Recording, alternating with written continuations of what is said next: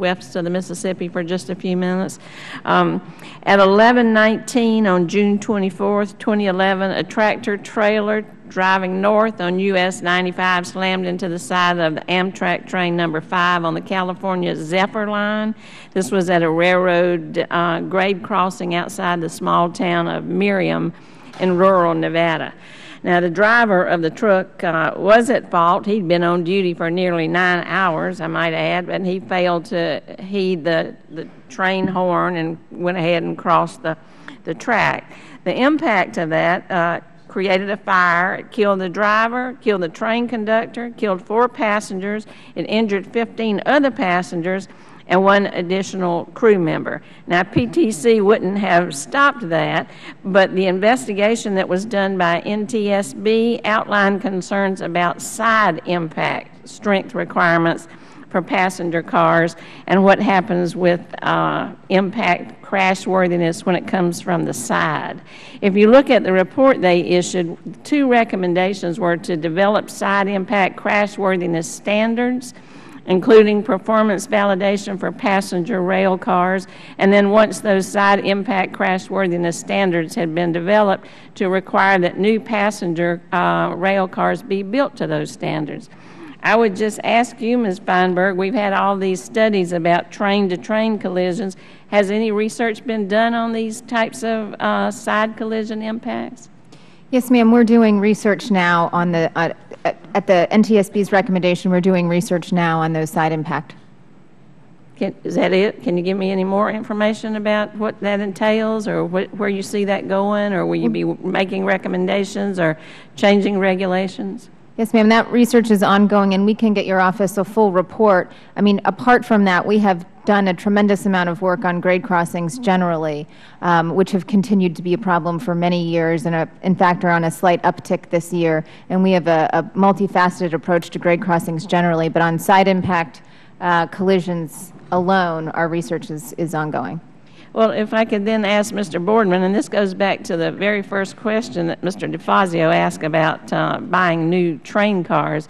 If this study, whenever it gets done, comes with the recommendation that new requirements should be made for train cars that meets some increased standards for side crashes, are we going to get any new cars? How many cars have we gotten? We've heard that they were 40 years old. You look at the pictures of the cars that were so crashed compared to the locomotive. Would you elaborate on that a little bit more? These were the bi-level cars, which have a lower, very much a lower section. I went to that accident site, Lorette Lee. I think you were the assistant director or something at that time. Pardon me? I think I realized you were involved in this report at the accident for the accident in Nevada. No, I was the CEO for Amtrak. I went out there at that time and looked at what happened. It was a double tractor trailer.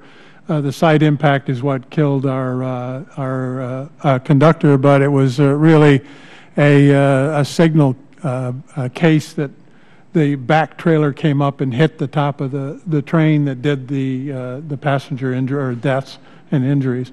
There is I think there would be, I'm not an engineer, mechanical engineer. There is a huge problem at that particular location. It was a very strange crash because there was total visibility for the truck that went into the side of the train, and if you were going to protect for that by replacing the equipment, you'd have major engineering that would have to occur, and I'd have to see whether any such thing could happen.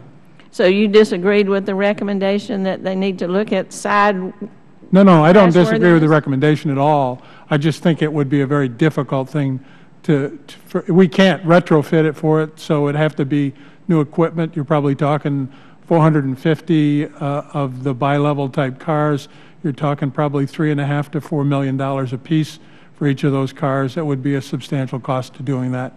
And it would take us probably 10 years to make those kinds of changes and deliver new equipment.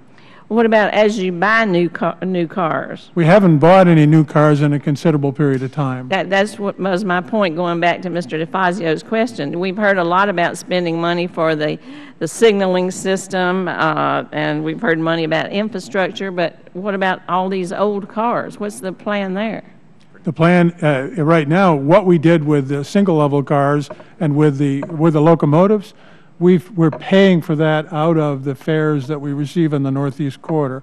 On the long-distance trains, there is no additional revenue. It is a completely deficit operation, and we don't have those resources to borrow money on the RIF program or any other way to replace those cars. And that seems to me to be a problem.